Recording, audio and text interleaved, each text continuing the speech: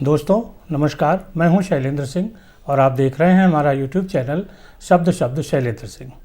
आज हमारे साथ बेहद ख़ास मेहमान हैं क्योंकि वो उत्तर प्रदेश की महिलाओं के लिए, जो ख़ास तौर पे विवाहित महिलाएं हैं, जो मैरिड वुमेंस हैं, उनके लिए उन्होंने एक प्लेटफॉर्म खड़ा किया। उसका नाम है Mrs Uttar Pradesh queen of virtue.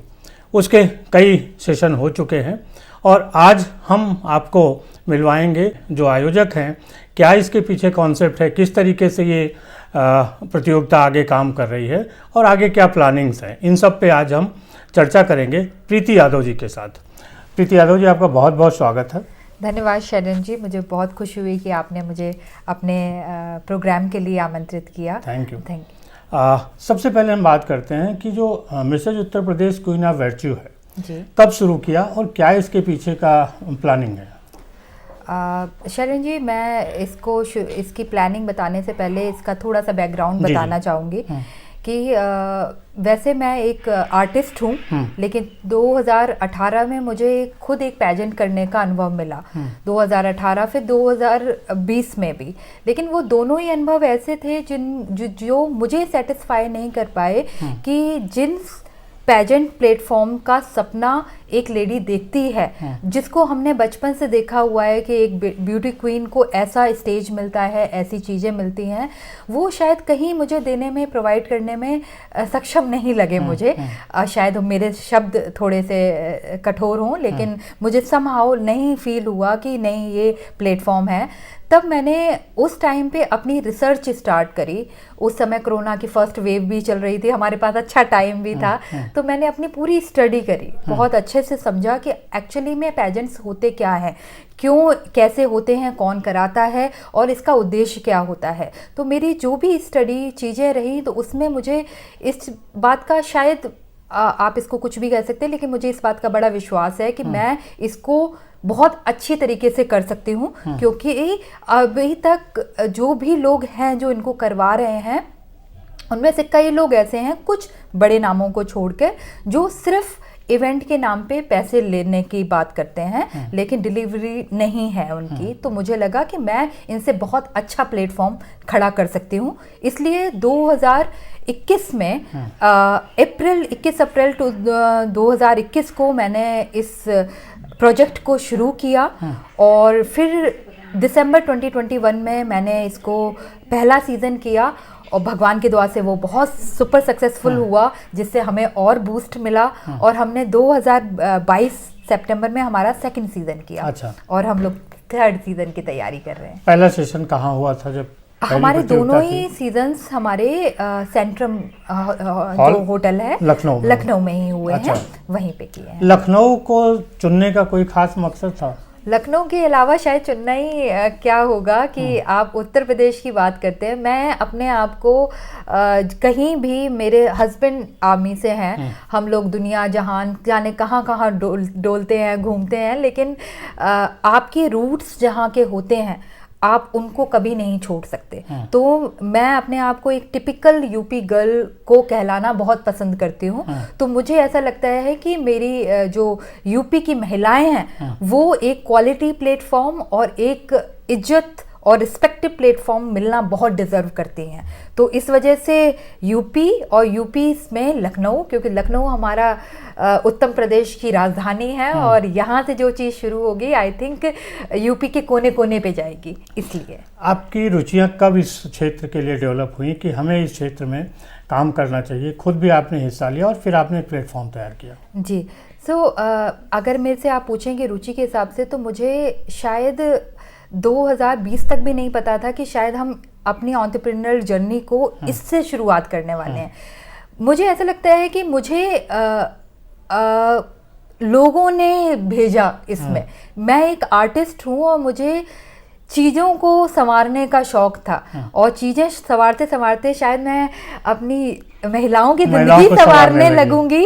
ये शायद मुझे 2020 में किक किया, जब मैंने बताया, मेरा अनुभव आया और मुझे लगा उस समय, और लोगों ने बोला कि यार कुछ और अच्छा आना चाहिए था, क्योंकि मेरे जैसे और भी लेडीज़ थी जो इस बात को रियलाइज़ करती थी कि यार क्या हम लोग ऐसी ही मिस इंडिया और मिसेस इंडिया देखते थे। तो किसी को तो उद्धार करने के लिए आना था, तो शायद उसके आर्ट में आपकी जो फील्ड है उसमें क्या क्या है, कैसे, थोड़ा सा दर्शकों को बताइए। जी, तो मैंने बताया कि मैं एक आर्टिस्ट हूँ, मैं इससे भी पीछे एक कहानी लेके जाती हूँ। मेरा एक कहानियों का एक बहुत सिलसिला है। मैं एक गवर्नमेंट टीचर थी, आपके यूपी के ही जो प्राइमरी स्कूल हैं। 2007 में मैंने विशिष्ट बीटीसी के जरिए मैंने ज्वाइन किया, विशिष्ट बीटीसी के थ्रू आया। मेरी रुचि थी टीचिंग में, लेकिन शायद मेरे पेरेंट्स की ज़्यादा रुचि थी, मेरी इतनी शायद नहीं थी। और एक गवर्नमेंट जॉब का क्रेज़ होने की वजह से मुझे दिया गया, लेकिन समहाउ एक लिमिट के बाद मुझे लगा कि नहीं, हम उस जॉब के साथ जस्टिस नहीं कर पा रहे हैं, और ऐसा जस्टिफिकेशन जिस चीज़ के साथ हम नहीं कर सकते उसमें समय या फिर ऐसा कोई पैसा लेना भी शायद मुझे होगा नहीं। तो इस वजह से उस किस्से मैंने बैक ऑफ किया। लेकिन मेरा सबसे बड़ा बैकअप हुआ जब मेरा बेटा 2014 में पैदा हुआ, और वो एक born blind child with autism है, और उसको मेरी 24 आवर्स की ज़रूरत लगी।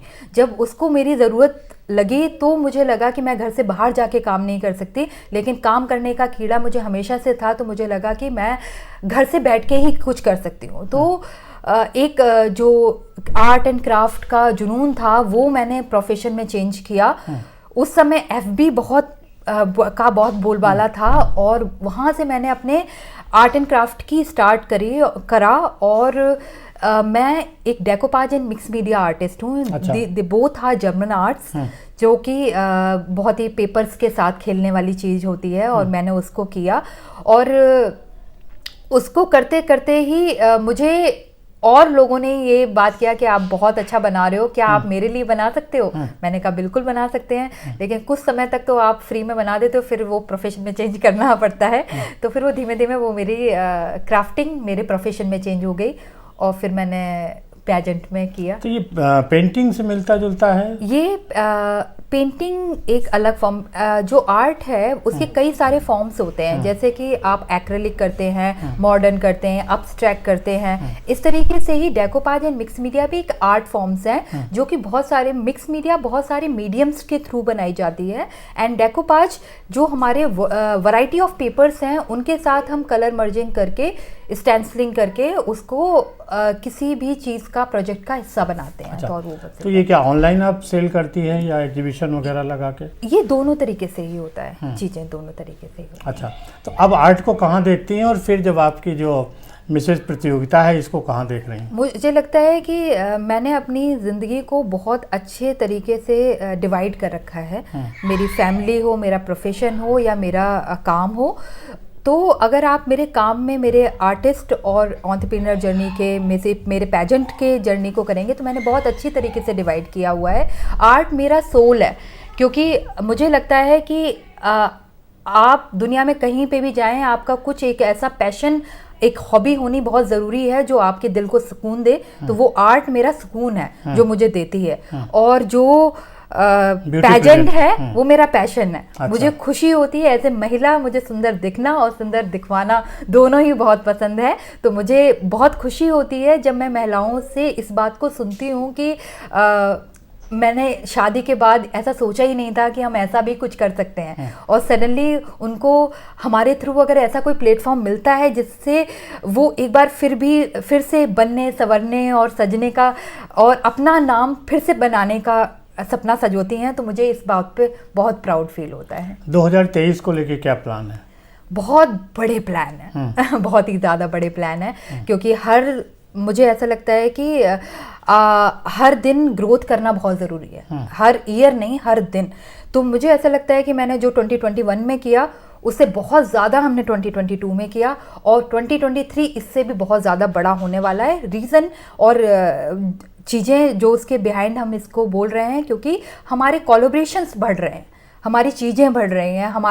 हमने जब शुरुआत करी थी तब 4 लोगों के साथ करी थी, आज हमारे पास 400 लोग हैं, और हम करेंगे आगे भी मेहनत तो शायद 4000 और 4 लाख लोग भी होंगे। तो मुझे बहुत उम्मीद है कि 2023 हम ब्लास्ट करेंगे। कोई ऐसा प्लान है कि नेशनल लेवल पे, जैसे अभी उत्तर प्रदेश लेवल पे है, इसको पैन इंडिया ले जाने का? आपने ये बहुत ही सटीक क्वेश्चन किया है चैलेंज जी। ऑफ कोर्स है, इसी वजह से ही हमने ऑलरेडी जनवरी में मिसेस इंडिया को नाम से हमारा कंपनी का हमारी कंपनी जो है कुनिफाइड आईएनसी, कुनिफाइड ओपीसी प्राइवेट लिमिटेड, इसने जनवरी में ही मिसेस इंडिया को रिलीज किया है। और मिसेस इंडिया को रिलीज करने का रीज़न ही ये था कि जो हमारी प्रदेश की महिलाएं हैं उनको नेशनल प्लेटफॉर्म मिले। और नेशनल प्लेटफॉर्म भी हमने तब बनवाया है जब हमारे इंटरनेशनल टाइप्स हैं। अच्छा। यानी हमारे जो स्टेट विनर्स हैं वो नेशनल जाएंगी और नेशनल के बाद इंटरनेशनल जाएंगी, सो दैट कि उनका कोई भी कहीं ब्रेक ना हो और वो जो जहां तक डिजर्व करता है वो उतना आगे तक जाएगा। Local to vocal. Vocal to तो दोस्तों ये थी प्रीति जी से बात।